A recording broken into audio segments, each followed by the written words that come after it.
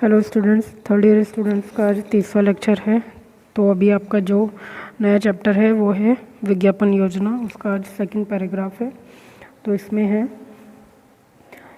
विज्ञापनकर्ता को एक अकेले विज्ञापन के बारे में न सोचकर एक संपूर्ण विज्ञापन योजना के बारे में विचार करना होता है।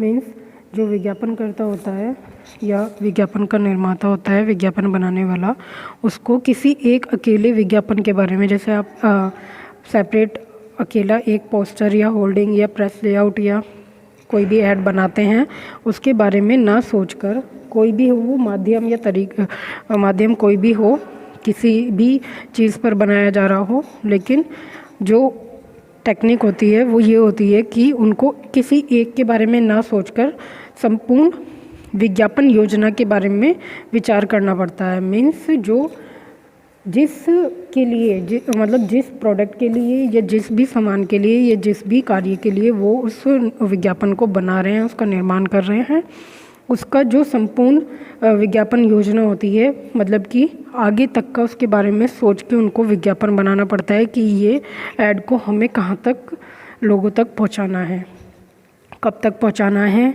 बार बार पहुँचाने के लिए, मतलब कंटिन्यू वो लोगों तक किस तरीके से जाएगा, सीरीज़ वाइज एक श्रृंखला में रहकर, तो उस तरीके से उसको बनाया जाता है। तो उनको किसी एक बार सोचकर उसको ख़त्म नहीं करना होता है, उनको लंबे समय तक के लिए उसके बारे में सोचना होता है, ठीक है, विचार करना होता है। आगे है, अलग अलग विज्ञापनों द्वारा विज्ञापन का प्रभाव महत्वहीन होता है।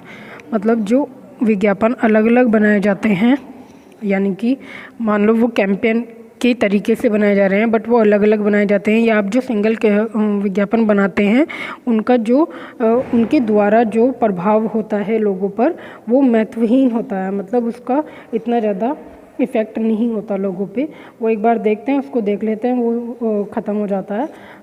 ये नहीं कि उसको दोबारा देखेंगे तो दोबारा उसी के लिए अट्रैक्ट होएंगे, क्योंकि वो सेम चीज़ देख चुके हैं, बार बार उसके लिए वो अट्रैक्ट नहीं होंगे। तो इसलिए कहा गया है कि वो महत्वहीन हो जाता है। परंतु विज्ञापनों की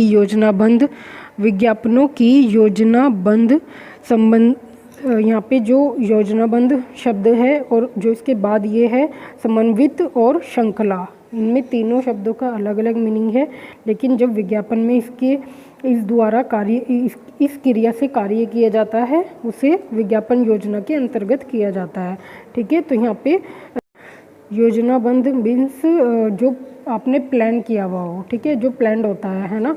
और आगे है समन्वित मतलब कि कोऑर्डिनेटेड, मतलब जो आपने एक किसी भी प्लान के बारे में उसके एक योजना बनाई हुई है और उसको आप उसके लिए आप कार्य कर रहे हो, है ना, मतलब उसके लिए आप कार्य कर रहे हो, वो योजना आपके द्वारा बनाई गई है या की जा रही है, वो क्रिया आपके द्वारा की जा रही है, ठीक है। तो आगे श्रृंखला मीन्स जैसे कि अनुसार या क्रम में चलना, है ना। तो योजना के बारे में बता रहे हैं ये कि जो कैंपेन योजना होती है उसके अंतर्गत ये टेक्निक यूज़ की जाती है, ठीक है। तो इन्होंने जैसे बताया कि अलग अलग जो विज्ञापन बनाए जाते हैं वो महत्वहीन होते हैं, परंतु विज्ञापनों की योजनाबद्ध समन्वित श्रृंखला होगी तो, मतलब एक तरीके से कह सकते हैं कि कैंपेन योजना वाली अगर श्रृंखला में या क्रम क्रिया में कार्य किया जाए या होती तो उसका प्रभाव ज़्यादा होगा। मीन्स जो इस तरह के कैंपेन होते हैं या इस तरीके से जब कैंपेन तरीके से कार्य किया जाता है, कैंपेन योजना तरीके से कार्य किया जाता है, तो उसका प्रभाव अधिक होता है। बिकॉज़ जब देखने वाला कोई एक ऐड देख रहा है और सेम वही ऐड एक और दूसरी इमेज में या एक कैंपेन में, जैसे कि आपने कैंपेन देखे होंगे ऐड में या पोस्टर्स में, तो जब इस तरीके से आते हैं तो उसकी तरफ बंदा अट्रैक्ट होता है, क्योंकि वो या तो एक स्टोरी लगते हैं, मतलब उसमें कुछ नया लगता है कि हाँ अब क्या आएगा। जैसे कि फॉर एग्जांपल आप एयरटेल का ऐड ले लीजिए।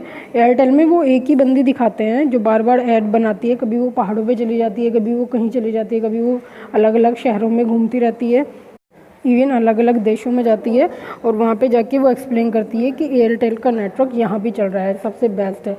कुछ अलग वो स्टोरी लेके ऐड बनाती है, तो वो एक कैंपेन ऐड कहलाता है। तो वो लोगों को ज़्यादा प्रभावित करता है एक सिंपल ऐड के रिगार्डिंग, ठीक है।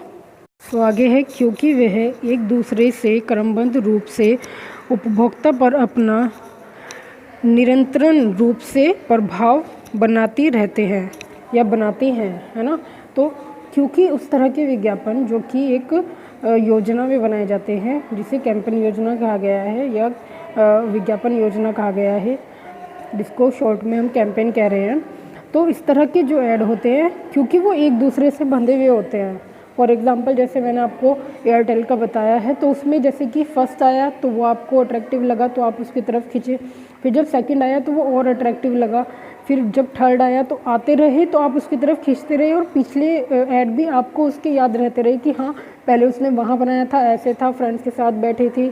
तो इस तरीके से एक एयरटेल को जैसे उन्होंने कैंपेन में लोगों तक पहुँचाया था, तो वो लोगों को याद रहता है, तो वो क्रम अनुसार ही लोगों को याद रहता है ना। वो सीरीज़ वाइज उनको याद रहता है कि पहले वो आया था, फिर ये आया था, और अब ये उससे बेटर आया है, उससे ज़्यादा इंटरेस्टिंग आया है। तो निश्चित रूप से या निरंतर मतलब जैसे जैसे वो आते रहते हैं वैसे वैसे वो लोगों के पे एक रूप से अपनी प्रभाव छोड़ते रहते हैं, ठीक है। तो उस तरीके के विज्ञापन इसलिए अधिक महत्वपूर्ण बताए गए हैं, जैसे कि सिंगल विज्ञापन इसके रिगार्डिंग महत्वहीन बताए गए हैं, है ना। तो आगे आता है विज्ञापनों की इस श्रृंखला से, मतलब जो विज्ञापनों की ये श्रृंखला है, जो कि ये क्रम से चलने वाली एक श्रृंखला है, इससे रेडियो, दूरदर्शन और प्रिंट माध्यम से, मतलब रेडियो और दूरदर्शन तो आपका अलग अलग माध्यम हो गए, और प्रिंट माध्यम में जो हो गया आपका जैसे कि आपका न्यूज़पेपर हो गया या मैगजीन्स वगैरह हो गई, पत्रिका विज्ञापन, है ना, पोस्टर्स हो गए जो कि छापे जाते हैं, इन सब पे छापने का ही काम किया जाता है, ठीक है। होल्डिंग हो गए, शो कार्ड हो गए, फोल्डर, कैलेंडर, डैंगलर, बुकलेट एवं डिजिटल मीडिया आदि द्वारा विज्ञापनकर्ता अपना संदेश उपभोक्ता को संप्रेषित करता है। संप्रेषित का मीनिंग आप समझते ही हैं, बिकॉज आपने अभी पढ़ा है, ठीक है। संचार करना या पहुंचाना, ठीक है, कम्युनिकेशन द्वारा। तो माध्यम क्या है उसके, ये सब है। तो इन सब की भी आपकी अलग से थ्योरी है, ठीक है, डिटेल में, कि होल्डिंग क्या होता है, कैलेंडर क्या होता है, बोर्ड क्या होता है, फोल्डर क्या होता है। तो वो सब हम बाद में पढ़ेंगे भी, जब आपका आगे थ्योरी में ये आएगा।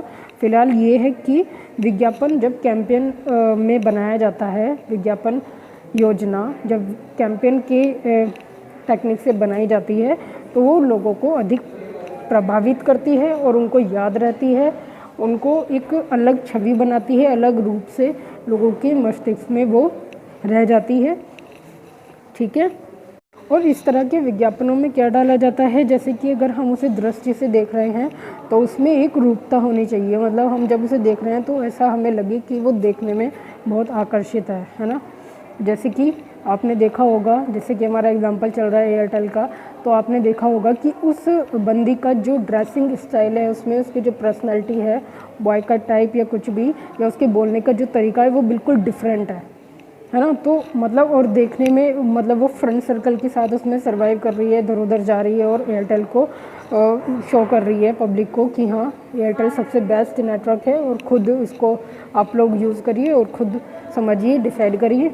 तो इस तरीके से वो देखने में आकर्षित है, और संदेश की संदेश के रूप में भी जो उसमें बोला जाता है, जो वो उसमें बोल रही है, वो अट्रैक्टिव शब्दों का यूज़ कर रही है उसमें, ठीक है। जब वो उसको एक्सप्लेन कर रही है या उनको ऐसे बोल रही है कि मैं क्या बताऊँ, आप लोग खुद ही यूज़ करो और ख़ुद देखो, तो वो एक चीज़ है कि स्टोरी में दिखा रहे हैं, कैंपेन में दिखा रहे हैं, सब कुछ है, लेकिन उसमें जो शब्दों का यूज़ किया जा रहा है, जो संदेश दिया जा रहा है, वो भी एक अट्रैक्टिव संदेश है कि आपको ट्रस्ट होता है उसको सुन के कि हाँ एयरटेल एक बेस्ट नेटवर्क है, ठीक है। व्यवहार में वो अच्छा लगता है, एक एटमॉस्फेयर जो उसमें है, ठीक है, और भाव संबंधी भी वो अच्छा लगता है, हमें जो फील होता है, उसका जो भाव होता है हमें मैसेज पहुंचाने का, उसमें भी हमें वो अच्छा फील होता है कि हाँ हमारे लिए वो एक अच्छे नेटवर्क को हमें बता रहे हैं कि हमारे लिए ये अच्छा नेटवर्क है। तो वो एक भावात्मक भी लगता है। तो वो सारी मतलब इन सब बातों को ध्यान रख के उस तरह के विज्ञापन बनाए जाते हैं, ठीक है। तो ये हो गया आपका सेकंड पैराग्राफ।